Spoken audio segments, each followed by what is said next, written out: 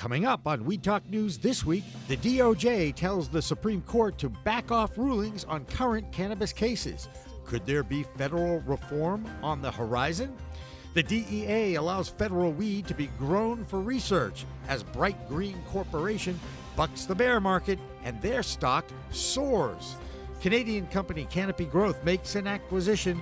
Woody Harrelson opens an LA Cannabis Social Club. And MJ Unpacked in New York gets underway in the Big Apple. All that and more on We Talk News next. Pro Cannabis Media original content is supported by Salient Systems, your trusted name in video surveillance for the cannabis industry, and by Revolutionary Clinics, Massachusetts' #1 medical dispensary where the patient comes first, and by Accounting Buds, CPA services for the cannabis industry, and by stylighting.shop. Log on today to get your grow kit.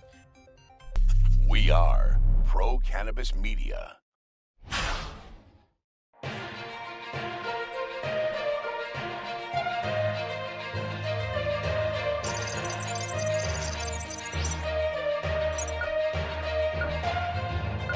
Hi, everyone. Welcome to Weed Talk News. I'm Alaina Pinto reporting for Pro Cannabis Media. Hot off the press, Democratic lawmakers have just spent their efforts at a federal hearing urging Congress to make it easier for people to get pardoned for cannabis. The group, including Jerry Nadler, said streamlining applications for pardons could help address mass incarceration and allow more Americans access to jobs, housing, and education. Meanwhile, the Justice Department is now telling the U.S. Supreme Court to back off cases concerning cannabis. The department's message seems to acknowledge the seeming inevitability that cannabis matters will be resolved legislatively as Congress continues to consider proposals to federally legalize the plant. Vote Pro Podcast's Phil Adams takes a closer look at what's happening on Capitol Hill this week. Hi, I'm Phil Adams from Vote Pro Podcast, here with the Weed Talk News DC report. State regulators are telling Congress that cannabis banking reform is a matter of public safety. The nonpartisan Cannabis Regulators Association sent a letter to congressional leaders explaining how denying cannabis companies the same access to financial services that every other industry enjoys impacts not only the businesses, but the regulators themselves. Among their chief areas of concern is cannabis businesses being forced to operate on a cash-only basis, making them targets for crime. The letter cites recent examples of violent robberies that have occurred at dispensaries in several states. The letter goes on to describe how the problem is impacting the very agencies regulating cannabis, saying, quote, even CANRA, an organization comprised entirely of government officials, has faced challenges in acquiring financial services because we have cannabis in our name. In a related story, Representative Earl Blumenauer, who has championed the Secure and Fair Enforcement Banking Act, expressed a measure of optimism this week about the likelihood of banking reform finally passing both houses of Congress. This comes as lawmakers are meeting in conference to resolve the differences between the House-passed America Competes Act, which includes banking reform, and the Senate U.S. Innovation and Competition Act, which does not. Blumenauer said, quote, I think there's an opportunity to finally get this across the finish line. The Department of Justice is urging the Supreme Court to decline review of a case concerning workers' compensation for medical cannabis. The DOJ filed an amicus brief with the court recommending that the matter be addressed instead by Congress and/or the executive branch. The case involves workers in Minnesota who had sought compensation for medical cannabis from their employers after being injured on the job.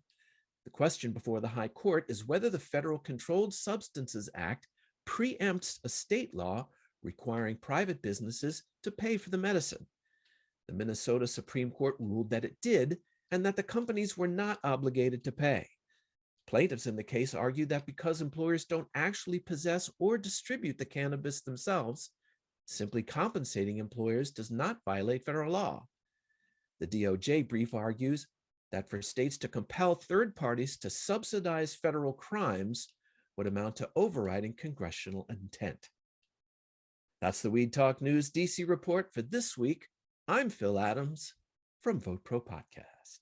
Florida-based Bright Green Corporation making big moves. The company says it's been given conditional approval from the DEA to grow cannabis for research purposes.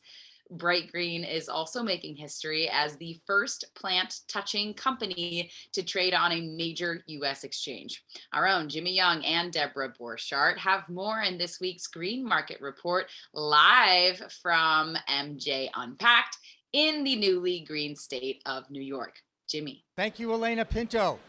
As we continue here on We Talk News, I'm Jimmy Young at the MJ Unpacked convention here at Hilton in Midtown New York.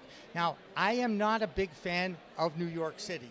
However, when you come to New York City, who better to hang out with than Deborah Borchardt of the Green Market Report? Hi, Deborah. Hey, good to see you here in our city, our fine, fine city. So where do I go for dinner tonight? No, we'll talk about that later. I'm only kidding. We laugh because we can, but there are some very serious big stories in the world of cannabis business news. One coming out of Florida and New Mexico with federal implications. Can you take us through what happened with this publicly traded company that the federal government supposedly has approved? Right. So it's a company called Bright Green, and they began trading this week on the NASDAQ. And if a lot of our viewers know, a lot of American cannabis companies aren't allowed to trade on the NASDAQ or the New York Stock Exchange because they say cannabis is still federally illegal. Now, this company said, well, we're going to have an agreement with the DEA to grow cannabis and sell it for research.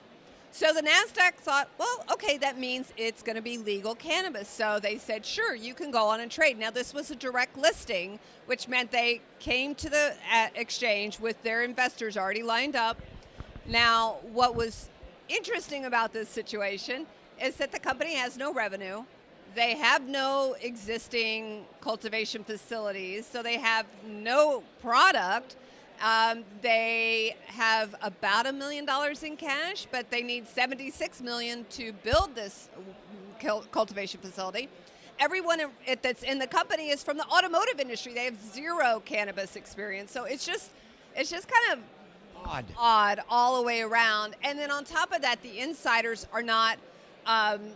They don't have restricted stock, which usually a company will tie up that stock for a while so that they don't just sell it right away. And in this situation, they don't. They can sell it right away. And the stock actually was doing really well, so it's a little scary about that. Well, I think that's why that story stuck out to me, is because every other story you hear about the stock market this week is it's blown up, it's horrible. I heard from my broker today. I mean, they're a little freaked out there. And then here's this story that is a better story sizzle than a company that went public. I think that a lot of media did not look a little further into the story. They just saw the headline and the presser that said, hey, this cannabis company is trading on NASDAQ. Isn't this a great thing? It's a big deal. And it would be a big deal if it was a legitimate company. But I feel like I don't want to say it's a pump and up, but I feel like it's got the leanings of that because, again, they have no cannabis. They've not grown any cannabis. They're saying that they're going to have their first harvest 2 months after building the cultivation facility, which anybody in cannabis is going to say 2 months, it's impossible. So how did they deal with the DEA? How did they get anything? So the DEA actually has several contracts with companies to grow cannabis for them. As most people that have followed cannabis knows that the University of Mississippi was the first and only place for many, many years. Well, they expanded that program, but right now this company only has a memorandum of agreement, so they don't have an actual contract, and they won't until they have actual product that is in an approved facility. Little bit the cart before the horse there. Better sizzle sell than substance. Yeah, I would say there's a lot of spin in that press release and not a lot of meat. Well, we're going to find out what happens.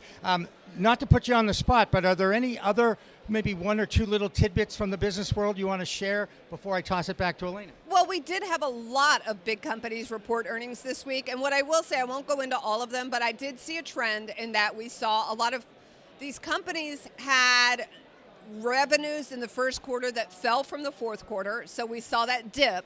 And then they're all saying that things are already looking great for the second quarter. their numbers versus last year's first quarter were very good.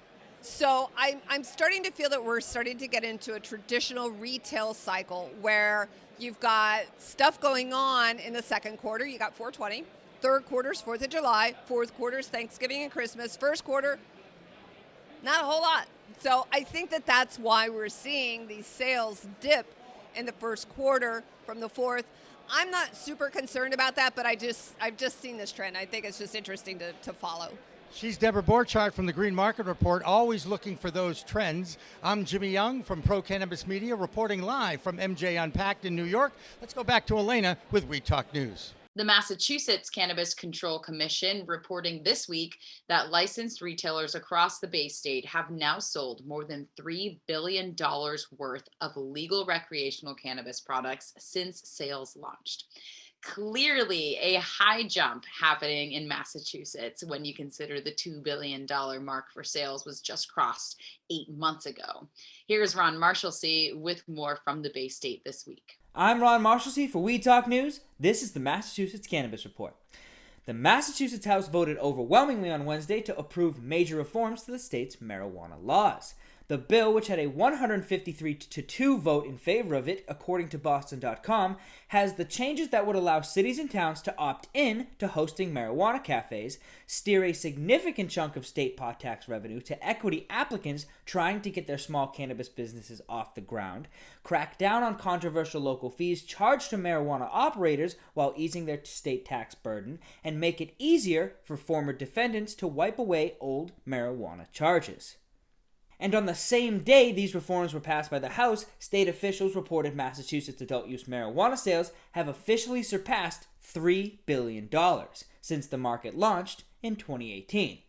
The CCC also noted that it's only been 8 months since the state reported sales had exceeded $2 billion. And the official 420 sales numbers from the CCC were $5,986,186 in marijuana sales on that one day alone, which was a little over $1 million more than last year. And finally, actor Sacha Baron Cohen has dropped his lawsuit that was filed last year against a Bay State dispensary that used an image of his character Borat on a billboard without his permission. Cohen and his company were seeking $9 million in damages, but a document filed in Boston federal court on Tuesday said the two sides have agreed to dismiss the case. That's this week's Massachusetts Cannabis Report. For We Talk News, I'm Ron Marshalsea. Actor and well-known stoner Woody Harrelson has opened the doors to a new cannabis business in West Hollywood. The Woods is the name of the new venture, which comedian Bill Maher and interior designer Thomas Scoos are partners of. The Woods includes a retail dispensary, delivery outlet, on-site consumption lounge, as well as a bar and restaurant. Things haven't been so glamorous, though, for other cannabis companies in the Golden State, but Governor Gavin Newsom has announced revisions to his newest budget proposal. The revisions aim to temporarily reduce taxes and simplify the tax structure for cannabis companies, as well as put money toward local governments to help expand retail. Christopher Smith from the American Cannabis Report has more in our California report. Greetings from the center of the cannabis universe. I'm Christopher Smith, and this is the California Roundup for Weed Talk News. California Governor Gavin Newsom is playing three-card Monte with cannabis taxes in an effort to appear that he's trying to fix things. See if you can follow this budgetary sleight of hand. He's proposing to eliminate the grower's tax, but shift the distributor tax to the retailers, backfill any temporary tax gap with up to $150 million from the general fund, in addition to the $100 million he already put back into the industry to fix the regulatory mess, and raise the excise tax from 15% to 19% if none of this works. All of this instead of taking the advice of the Reason Foundation, which found that if we just eliminate the cultivator tax, just that, it would increase sales so much that tax revenues would double in 18 months. But hey, why do things the sensible way? As we have reported here week after week, many of California's small legacy cannabis growers who built California's reputation for the world's greatest cannabis flower are in trouble. They're facing wholesale price collapse, stupidly high taxes that are like catnip for a banging illicit market, and no way to compete against the larger operators in the state's volatile wholesale marketplace. You think it's the end for these brave farmers? Not so fast, Babalouie. Justin Calvino has set out to bring larger margins back to the state's smaller farms with the launch of Emerald Road, a cryptocurrency exclusive, blockchain-backed e-commerce platform. Emerald Road allows consumers to interact directly with farmers and purchase product for delivery through Organic Kind, a licensed cannabis delivery service, all throughout the state. Boy, are we resilient, Calvino said, patting himself on the back vigorously. We're just reinventing ourselves every day. The mayor of London, England, Sadiq Khan, has more than a few problems in his hometown, but he's open to the novel idea that one big dumb problem is that cannabis is illegal. Like virtually everywhere in the world, when people want something, they're going to figure out how to get it. And no amount of finger wagging or politician posturing or law enforcement is going to stop them. Ever. Khan says the illegal drugs trade causes huge damage to our society, and we need to do more to tackle this epidemic and further the debate around our drugs laws. That's why I'm here today in Los Angeles to see firsthand their approach and to see the approach they've taken for cannabis. In support of the idea, Sophie Linden, who is London's deputy mayor for policing and crime, said the move is vital as it reduces the harm and misery caused by illegal drugs and the illegal drugs industry in London. And I'm Christopher Smith, publisher of the American Cannabis Report, bringing you the straight dope on California tax tricks, new farmers' website clicks, and London mayor looking for a drug war fix. For We Talk News. Something new could be brewing down south. Reports out of Louisiana claim that the state Senate Health and Welfare Committee is considering a bill to move regulation of medical cannabis from the state agriculture department to the health department. It would also allow existing dispensaries to open satellite locations. So sticking with the South, let's check in with Heather Allman to see what's happening in Florida this week. It's time for the weekly Florida report from We Talk News. And this week I'm not in Florida. I'm in Iowa visiting my parents. But as you can see, I'm still Heather Allman from Cannabis Law Report. In fantastic news this week, Miami has finally issued its first medical cannabis dispensary license, only 6 years after Florida legalized medical cannabis. According to NBC6, Miami officials voted 3-2 to award the license to the city's first dispensary, MRC44. The dispensary sued the city over its failure to license any dispensaries, as we previously reported. Commissioner Manolo Reyes opposed the approval, commenting that a clear distinction needs to be made between medical and recreational. And on the flip side, Commissioner Ken Russell, who voted in favor of the approval, thinks an alternative form of pain medication is crucial. Although this is Miami's first medical dispensary, there are 425 other licensed dispensaries throughout the state. A Floridian is moving on up in the world of cannabis. That is, Flora Growth announced the appointment of regulatory veteran Holly Bell as Vice President of Regulatory Affairs. Flora Growth is a leading all-outdoor cultivator, manufacturer, and distributor of global cannabis products and brands. And Holly Bell will play a critical role in the company's domestic and global expansion strategy, as well as government relations in key international markets. Most recently, Bell was the first director of cannabis for the Florida Department of Agriculture and Consumer Services, and she helped create the first commercial hemp program in Florida and developed extensive educational resources about that program. At Flora, Bell will oversee the regulatory strategy that supports the advancement of their cultivation and pharmaceutical programs, including the company's regulatory submissions and interactions with global authorities. She will also look to develop another curriculum educating university students, companies, and governments about the business of cannabis. This week, Vera Hill, the nation's leading facilitator of medical cannabis cards, reasserted its commitment to the Florida medical cannabis market by partnering with over 20 healthcare locations in the Sunshine State. This move will help more than 1 million Americans who depend on Vera Hill for medical cannabis education, advocacy, and increased accessibility, all of which can help reduce the challenges patients face when trying to meet a healthcare professional that is geographically inconvenient.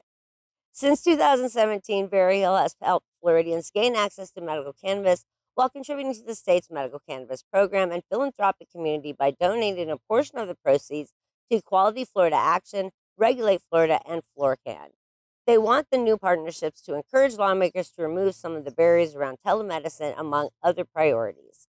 About the development, CMO Anthony Dutcher said, quote, VeriHeal is invested in Florida, and we want to ensure a high quality of care and advocacy for our patients. That's a wrap for the We Talk News Florida Report. I'm Heather Rahman with Cannabis Law Report, and next week I'll be back in Florida. State police in Michigan say they are seeing more people grow and sell black market cannabis, particularly on the west side of the state. The agency's marijuana tobacco investigations section got 400 tips last year that led to illegal cannabis investigations, a number they say has been increasing annually for the past 4 years. So with that, let's check in with Michigan Normal Executive Director, Rick Thompson. Hello again. This is the Michigan Report with Rick Thompson on Weed Talk News. Let's begin. Well, there's been a lot of media in Michigan recently about children who've eaten foods created with THC. A woman near Flint is being charged with second-degree child endangerment for a schoolhouse incident regarding her daughter and some homemade gummies kept in a freezer. Now, the Cannabis Regulatory Agency has proactively reissued a set of guidelines from 2021 regarding packaging and child-friendly cannabis containers. Michigan's regs regarding cannabis packaging in the medical and adult use markets is some of the most strict in the nation, yet a survey of dispensary shelves reveals a ton of cannabis packages which are not in compliance with the regulatory agency's rules. The CRA promises a crackdown on cartoon images, pictures of candy or fruit, and designs which mimic popular children's food packaging. To date, the CRA has mandated using stickers to cover up the areas of non-compliance with individual packages, but penalties and sanctions are around the corner for companies which design and order packaging which does not conform to Michigan's regulations. Well, the nation's oldest testing laboratory is expanding to Michigan. Steep Hill Labs touts on their website that they opened the first commercial cannabis laboratory in 2008 in California. Their Michigan operation is open and operates on the west side of Ann Arbor and just received their ISO IEC accreditation. Also new to Michigan, Method Man's new cannabis line of products. The legendary rapper and Wu-Tang Clan member has launched the Sweet Island Skunk strain as part of its TCAL product line. TCAL stands for Taking Into Consideration All Lives. And Method's product is being launched in association with the Glorious Cannabis Company from Rochester Hills.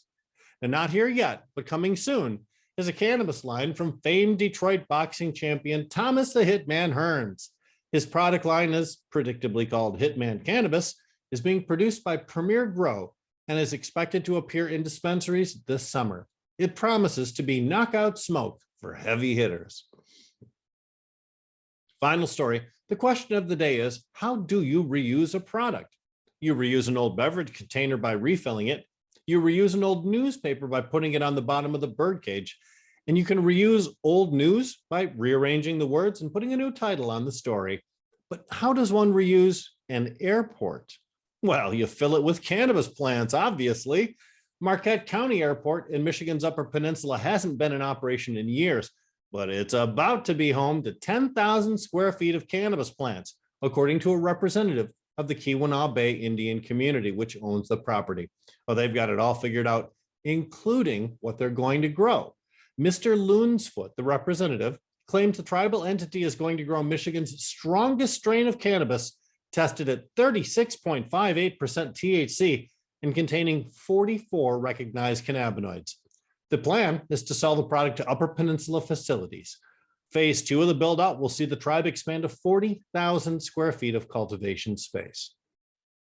And that's it for the Michigan Report with Rick Thompson on Weed Talk News. And finally, a new study into cannabis-related content online. It finds that the plant is portrayed rather positively on TikTok. The study from the Drug and Alcohol Review Journal looked at cannabis-related videos that garnered at least 100 million views on the platform. And the researchers found humor and entertainment videos made for most of the canna content on TikTok, followed by themes like experiences, lifestyle, how-to and creativity. The study also found more than half of videos portrayed cannabis use positively, also noting that none were age restricted. So while creators and influencers may be struggling with some social media platforms, it seems others may be ready to embrace the power of the plant. And after all, it's a whole new world of weed out there. But remember to use it wisely. And we'll see you next time for Weed Talk News. I'm Alaina Pinto for Pro Cannabis Media. Hi, my name's Tai Chang. I'm the president and founder of Aloha Green Apothecary in Hawaii. We're a vertically integrated medical cannabis company with 3 dispensaries, 1 extraction lab, and 1 cultivation center near the North Shore of Oahu. We have over 150 employees now, and we've been working with Adaptive HR to meet our human resource needs. We're super excited to work with them as we expand, and we've grown at least 2-3 times over the last 2 years. So we look forward to a good relationship with Adaptive, and come visit us in Hawaii anytime. Aloha.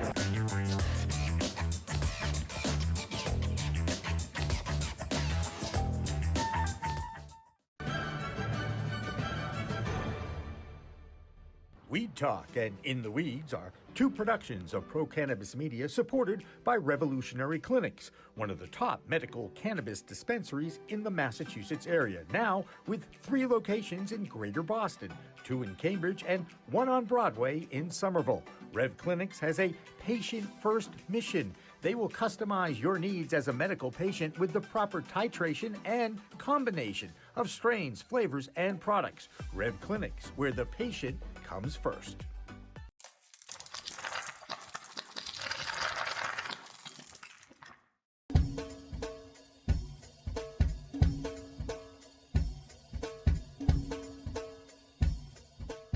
Difference is building a solution for that individual.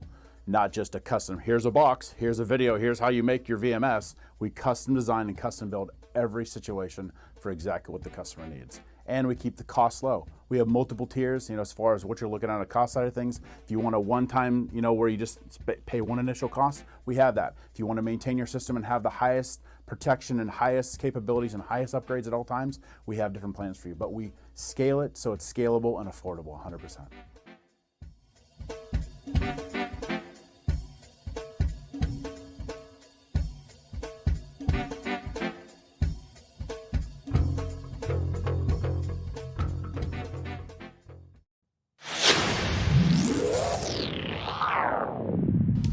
Hey, you want to grow your own plants? Check out Style Lighting's Grow Kit. It has everything you need to become an expert home grower and bring the power of the sun indoors. Style Lighting uses TCP's high-powered commercial LEDs that deliver twice the output in the market. The Grow Kit has a grow bag, a timer, chains to hang the light, and of course the best in the business lighting system by TCP. Check out stylelighting.shop for more information.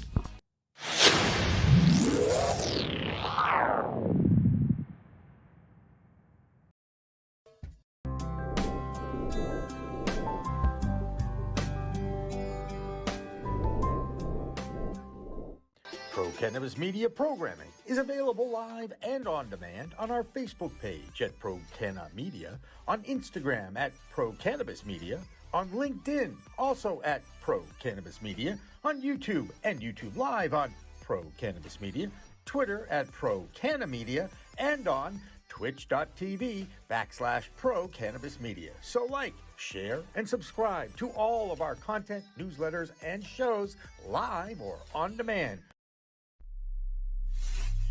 We are Pro Cannabis Media.